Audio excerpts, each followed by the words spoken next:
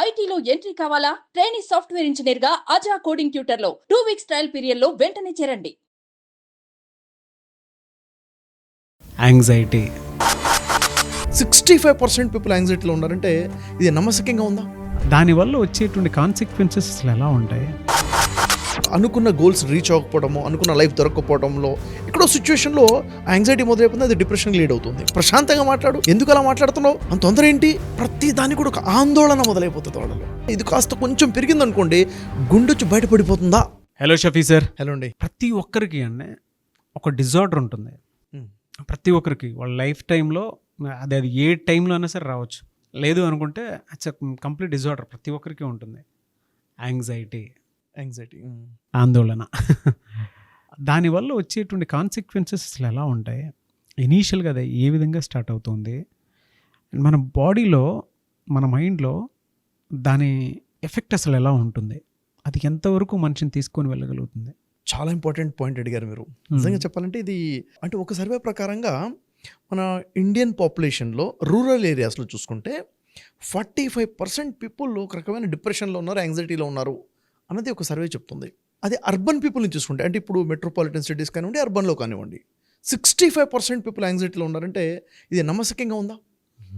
వాస్తవం. అది నిజానికి అంతమంది అంటే ఏదో టైంలో ఏదో సిచ్యువేషన్లో అనుకున్నది అనుకోకుండా జరగడము, వాళ్ళ అనుకున్న గోల్స్ రీచ్ అవ్వకపోవడము, అనుకున్న లైఫ్ దొరకకపోవడంలో ఎక్కడో సిచ్యువేషన్లో యాంగ్జైటీ మొదలైపోతుంది, అది డిప్రెషన్కి లీడ్ అవుతుంది. ఇనిషియల్గా ఎలా ఉంటుందని అడిగారు కదా. అవును. ఒక మాట చెప్తాను, గోటితో పోయేదాన్ని గొడ్డలలాగా తెచ్చుకోవద్దు అంటారు. అవును కదా. ఈ యాంగ్జైటీని ఇనిషియల్ స్టేజ్లో కనుక ఐడెంటిఫై చేస్తే, దానికి ఏం చేయాలో తెలుసుకుంటే అది గొడ్డల దాకా తెచ్చుకోవాల్సిన సిచ్యువేషన్ ఉంటుంది. అంటే డిప్రెషన్లోకి వెళ్ళటము, ఇది ఎంత హార్మ్ఫుల్గా ఉంటుంది, సెల్ఫ్ హార్మ్ చేసుకునే స్థాయికి తీసుకెళ్ళిపోతుంది. అది సెల్ఫ్ హార్మ్ దాకా తీసుకెళ్ళిపోతుంది. అంటే సింపుల్గా పాయింట్స్ చెప్తానండి. అసలు ఒక వ్యక్తి యాంగ్జైటీగా ఉన్నాడు, ఇది ఒక డిజార్డర్. ఆర్డర్ లేనిది డిజార్డర్, అంతే. యాంగ్జైటీలో ఉన్నాడు విషయం తనకు అర్థం కాదు. చాలా సందర్భాల్లో ఇది తెలియకపోవడం వల్ల, బేసిక్ పాయింట్స్ తెలియకపోవడం వల్ల, నాతో పాటు ఉన్న వ్యక్తి, అంటే నా ఇంట్లో ఉన్న వ్యక్తి, తన భార్యనో భర్తనో పిల్లలో యాంగ్జైటీలో ఉన్న విషయం కూడా వాళ్ళు గుర్తించరు. ఎందుకు? ఈ బేసిక్ విషయాలు తెలియకపోవడం వల్ల. ఆ బేసిక్గా ఒక 3 పాయింట్స్ మనం గమనించవచ్చు అండి. ఒకటేంటంటే, వాళ్ళు మాట్లాడేటప్పుడు తొందరగా ఏదో ఆతృతతో మాట్లాడుతూ ఉంటారు.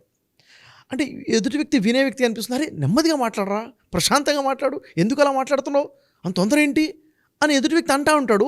ఈ వ్యక్తికి అర్థం కాదు, అంత తొందరగా మాట్లాడుతున్నాను ఫీలింగ్ అతనికి అర్థం కాదు. అంటే తనకి తెలియకుండానే తన మాట వరవడి పెరిగిపోయి ఉంటుంది. ఇది ఒక సిమ్టమ్. అంటే యాక్చువల్గా ప్రశాంతంగా మాట్లాడే వ్యక్తే ఈ సిచ్యువేషన్ వచ్చింది. ఏదో సందర్భంలో అట్లా వచ్చి ఉండొచ్చు, కానీ సందర్భం కాదు. ఇది కంటిన్యూ అవుతుందా అనేది పాయింట్. ఇలా కంటిన్యూ అవుతుందంటే దట్ ఈస్ డిజార్డర్ మొదలైంది, యాంగ్జైటీ ఉంది లోపల అనేది ఒక సిమ్టమ్గా తీసుకోవచ్చు. ఇంకోటి ఏంటంటే, భోజనం చేసేటప్పుడు భోజనం వాళ్ళు ఎలా చేస్తారంటే ఆతృతగా తినేస్తుంటారు. నిజంగా వాళ్ళు తింటున్నట్టుగా ఉండదు, లోపలికి నెట్టేస్తున్నట్లుగా అనిపిస్తుంటుంది అనమాట. అంటే ఇప్పుడు వాళ్ళు ఆ సిచ్యువేషన్ వాళ్ళది, భోజనం చేసేటప్పుడు నవలటం ఉండదు, మింగేస్తూ ఉంటారు, ఇంకా నీళ్లు తాగేస్తుంటారు. నీళ్ళు ఎంత అవుతున్నాడు, నీళ్ల ద్వారా భోజనాన్ని నెట్టేస్తున్నారు లోపలికి, గొంతులు అడ్డపడేది కదా. నీళ్ళతో అంటే మైండ్లెస్గా తింటున్నారు అని అర్థం. వాళ్ళు ఏం తింటున్నారో, ఎంత తింటున్నారో, ఏం నీళ్లు తాగుతున్నారో అన్నది గుర్తుండదు.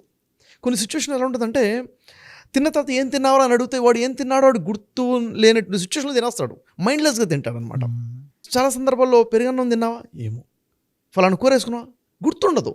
అంటే అంత ఆతృతగా తినడం, అది ఏదో యాంగ్జైటీకి, ఏదో సందర్భంలో అర్జెన్సీలో తినటం వేరు. ఇది ఒక అలవాటుగా ఉందా అంటే ఇది ఒక డిజార్డర్, అది ఆర్డర్ కాదు, ఇది ఒక సిమ్టమ్. ఇది తనలో ఉన్న అర్థం కాదు, ఆ వ్యక్తికి అర్థం కాదు. ఎవరో చెప్పాలి, ఏంట్రా ఇలా తింటున్నావు అంటే అప్పుడు తను సెల్ఫ్ అబ్జర్వ్ చేసుకుంటే కానీ అర్థం కాని విషయం ఇది. నిజంగా ఇది యాంగ్జైటీకి ఫస్ట్ స్టేజ్ అని తెలుసు ఎవరికన్నా, మనకు తెలియదు, కామన్ అనుకుంటాం ఇది. తర్వాత 3వ పాయింట్ ఏంటంటే నిద్రకు సంబంధించి. కామన్గా చూడండి 7 hours 8 hours అనేది మంచి స్లీప్, అది కామన్గా వస్తుంది. కానీ వీళ్ళు ఒక 4 గంటలు పడుకునేసరికి చాలా కష్టంగా 4 గంటలు 5 గంటలు, అది కూడా చాలా కష్టపడి పడుకుంటూ ఉంటారు, నిద్రపోతూ ఉంటారు. అంటే ఇంత కష్టమా నిద్రపోవడము అన్న ఫీలింగ్ వాళ్ళకి వస్తూ ఉంటుంది అనమాట. సహజంగా 8 hours పడుకోవడం చాలా సహజం కదా. అంత కామన్గా సహజంగా న్యాచురల్గా రావాల్సింది కూడా చాలా కష్టతరంగా మారిపోయి ఉంటుంది. ఈ బేసిక్ విషయాలు అనుకోండి, మాట్లాడే విషయంలో, భోజనం చేసే విషయంలో, నిద్రపోయే విషయంలో, ఈ డిజార్డర్ ఇప్పుడు నేను చెప్పిన తర్వాత సెల్ఫ్గా ఆలోచించుకుంటే ఇది నాలో ఉందా అనుకుంటే ఎస్ ఇది ఉంది కదా అనిపిస్తుంది ఉన్న వాళ్ళకి, అప్పటివరకు గుర్తించి ఉండరు. అలాగే ఇప్పుడు మనం చూస్తే మన చుట్టుపక్కల ఉన్న వాళ్ళలో ఇది ఉందా అని గమనించుకోవాలి. ఒకవేళ ఉంటే ఏం చేయాలి అన్నది అప్పుడు పాయింట్ మొదలవుతుంది. అసలు ఐడెంటిఫై చేయకపోతే అది కాస్త సెకండ్ లెవెల్కి వెళ్ళిపోతుంది. సెకండ్ లెవెల్ సిమ్టమ్స్ మొదలైపోతాయి. సైకలాజికల్ సిమ్టమ్స్ ఏముంటాయి, ఫిజికల్ సిమ్టమ్స్ ఏముంటాయి అనేది సెకండ్ లెవెల్కి వెళ్తుంది. కాబట్టి నేను చెప్పేది ఏంటంటే యాంగ్జైటీ అన్నది చాలా ఎక్కువగా ప్రతి వ్యక్తిలో ఎక్కడో పాయింట్లో వస్తుంది. దాన్ని ఐడెంటిఫై చేసి అక్కడి నుంచి దూరం పొందే ప్రయత్నం మనం ఖచ్చితంగా చేయాలి. ఓకే. ఇది ఇన్స్టల్ స్టేజ్లో ఈ విధంగా ఉంటుందన్నమాట. దీన్ని ఐడెంటిఫై చేసుకోలేదు, అలాగే కంటిన్యూ అయిపోతుంది. కంటిన్యూ అవుతూ అవుతూ వేరే సిమ్టమ్స్ మొదలైపోతాయి. అప్పుడు ఆ సిమ్టమ్స్ నెక్స్ట్ ఎలా ఉంటాయి ఎలా ఉంటాయి సార్ అవి? అవి రెండు రకాలుగా మనం చెప్పొచ్చు. సైకలాజికల్ సిమ్టమ్స్ అంటే మానసికంగా కొన్ని లక్షణాలు గమనించవచ్చు, శారీరకంగా కూడా ఫిజికల్గా కూడా కొన్ని లక్షణాలు ఉంటాయి. ఉదాహరణకు చూడండి, సైకలాజికల్గా చూసుకున్నట్లయితే ప్రతి దానికి కూడా ఒక ఆందోళన మొదలైపోతుంది వాళ్ళలో. ప్రతి దానికి కూడా చిన్న చిన్న చిన్న చిన్న విషయాలకి ఒక రకమైన తెలియని భయం మొదలైపోతుంది. పానిక్.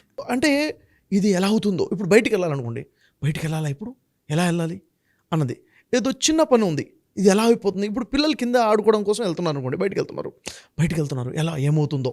ఫర్ ఎగ్జాంపుల్ కన్నా ఫోన్ చేశారు, ఫోన్ లేపట్లేదు, ఫోన్ లేకపోతే ఎందుకు లేపట్లేదు, ఏమైపోయిందో. అంటే ప్రతి దాన్ని కూడా అసలు మనం వెరీ కామన్గా ఫోన్ లేపలేదు, తర్వాత లేపుతారు కదా. కొంతమంది అయితే ఫోన్ వచ్చిందంటే ఇంటి దగ్గర నుంచి ఫోన్ ఎందుకు వచ్చింది అంటే ప్రతి చిన్న క్యాజువల్ పాయింట్ని కూడా ఒక ఆందోళన, వర్రీ అన్నది వచ్చేస్తుంది అనమాట. ఈ టెండెన్సీ మొదలైపోతుంది. సైకలాజికల్గా ఈ విధంగా థాట్స్ మొదలైపోతూ ఉంటాయి. ఇది కాకుండా ఇంకా ఫిజికల్గా ఏముంటుంది చూసుకున్నట్లయితే, శారీరకంగా వాళ్ళకి ఒక పల్పిటేషన్ మొదలైపోతుంది. అంటే హార్ట్ బీట్ పెరిగిపోయి ఉంటుంది. ఇది కాస్త గుండె దడ అంటారు కదా, ఇది కాస్త కొంచెం పెరిగిందనుకోండి, గుండె వచ్చి బయటపడిపోతుందా అన్నట్టుగా అనిపిస్తుంది వాళ్ళకి. అంటే వాళ్ళ సౌండ్ వాళ్ళకి వినిపిస్తుంటుంది గుండె దడ. ఇది ఎందుకు వచ్చింది? యాంగ్జైటీ నుంచి వచ్చింది. యాంగ్జైటీ ఒక ఫీలింగ్, ఆ వర్రీనెస్ పెరగడం వల్ల అది ఒక ఇంపాక్ట్ ఫిజికల్గా వచ్చేసింది, చూసారా. ఆ తర్వాత స్వెట్ వచ్చేస్తుంది, ఇది ఒక సిమ్టమ్. ఎందుకు స్వెట్ వస్తుంది? యాంగ్జైటీ వల్ల స్వెట్ వస్తుంది. ఇదే కాకుండా వాళ్ళ కాళ్ళు చేతులు ఇలా షివరింగ్ మొదలవుతూ ఉంటుంది. ఒక రకమైన గుండె దడ, భయం మొదలై ఉంటుంది. ఇంకా ఫిజికల్గా చూసుకున్నట్లయితే వాళ్ళ కడుపు మొత్తం అప్సెట్ అయి ఉంటుంది. మాటిమాటికి మోషన్ వెళ్ళాల్సిన సిచ్యువేషన్, మాటిమాటికి యూరిన్కి వెళ్ళాల్సిన సిచ్యువేషన్ వచ్చి ఉంటుంది. ఇవన్నీ ఒక సిమ్టమ్స్ అనమాట. అసలు విపరీతంగా హెడేక్ వస్తుంది, ఇంకా ఇరిటేషన్ మొదలైపోయి ఉంటుంది. అంటే కొంతమందికి ఫిజికల్ సిమ్టమ్స్ కనపడవచ్చు, కొంతమందికి సైకలాజికల్ సిమ్టమ్స్ కనపడవచ్చు, కొంతమందికి రెండు కలిపి ఉండొచ్చు కూడాను. ఇదేంటంటే యాంగ్జైటీ ఇంకా పెరిగిపోతుంది అన్నది. ఈ విధంగా ఐడెంటిఫై ఇలాంటి సిచ్యువేషన్లో కనుక ఏం చేయాలి? చాలామంది ఇలాంటి సిచ్యువేషన్ ఉందనుకోండి, ఫర్ ఎగ్జాంపుల్ వాడికి భయం అవుతుంది, ఆందోళన ఉంది, పక్కన వాళ్ళు నీకేమైనా పిచ్చా అని చెప్పడం మొదలు పెడతారు. అవునా? ఒకసారి రెండుసార్లు వింటారు, మూడోసారి కూడా ఇంత అబ్నార్మల్గా ఉన్నాడు, నీకేమైనా పిచ్చా అని చెప్పి చెప్పడం మొదలుపెట్టిన తర్వాత ఇంకా ఇరిటేషన్ పెరిగిపోతుంది. అవును.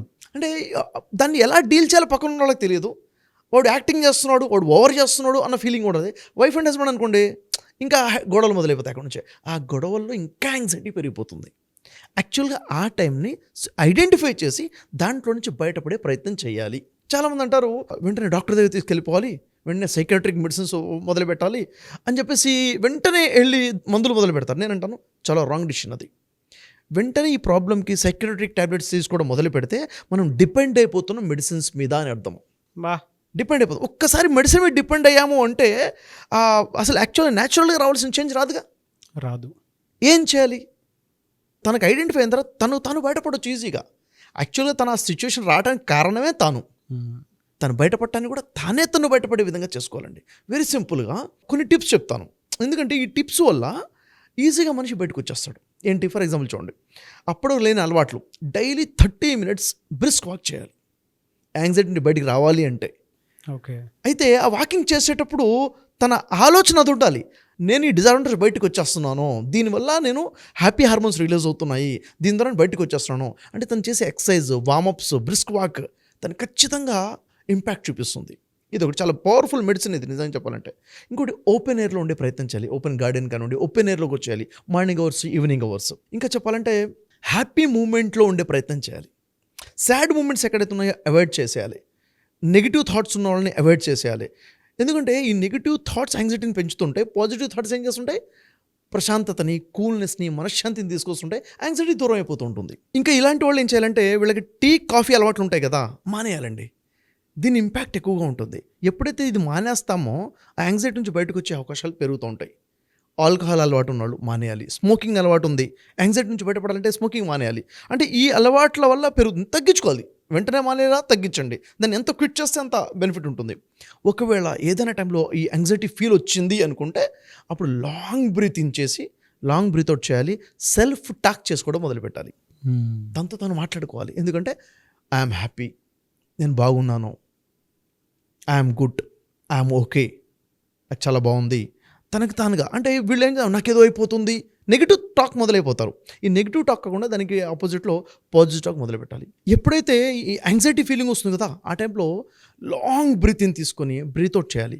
ఈ బ్రీత్ ఇన్ బ్రీత్ అవుట్ అన్నది చాలా ఆక్సిజన్ బ్రెయిన్కి ఇస్తుంది. అంటే అక్కడ నుంచి ప్యాటర్న్ బ్రేక్ అయిపోతుంది. Negative pattern, anxiety pattern break అయిపోయి పాజిటివ్ వచ్చే అవకాశం ఉంటుంది.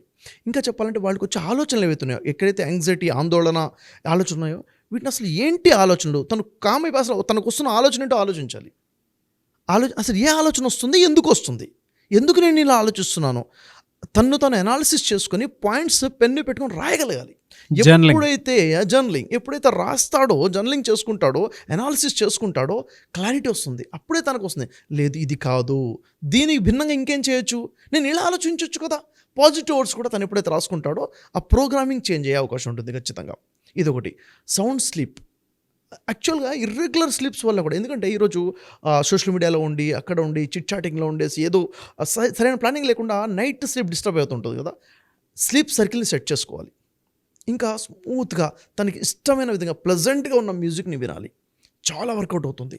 Music is a big language, అది ప్రోగ్రామింగ్ని చేంజ్ చేయగలుగుతుంది.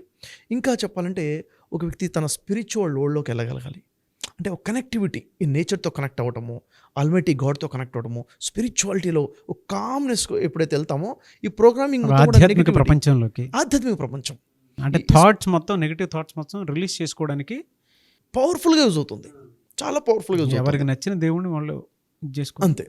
అంటే మనం ఏదైతే అనుకుంటున్నామో అక్కడ మనం ఆ స్పిరిచువల్ వరల్డ్కి వెళ్ళేసరికి డిస్టర్బెన్సెస్ నుంచి దూరం అయిపోతాం. అంటే ఎక్కడైతే ఓన్లీ తనకి లైఫ్ ఏదవుతుందో ఇక్కడ డిస్టర్బ్ అయ్యే కదా ఈ యాంగ్జైటీ వచ్చింది. ఇక్కడ ఎప్పుడైతే డిస్కనెక్ట్ అవుతామో ఆ కామ్నెస్ వచ్చేస్తుంది ఖచ్చితంగా. ఈ సిచ్యువేషన్ తర్వాత అసలు యాక్చువల్గా తను ఓపెన్ అయిపోయి అలవాటు చేసుకోవాలి. Open communication. ఓపెన్ కమ్యూనికేషన్ ఉండాలి. తనకు ఉన్నటువంటి ఆలోచనలు చెప్పగలగాలి ఓపెన్గా. ఇప్పుడు ఎందుకంటే ఇంట్రావర్ట్గా ఉన్న వాళ్ళకి ఈ ప్రాబ్లం వచ్చే అవకాశాలు ఎక్కువగా ఉన్నాయి.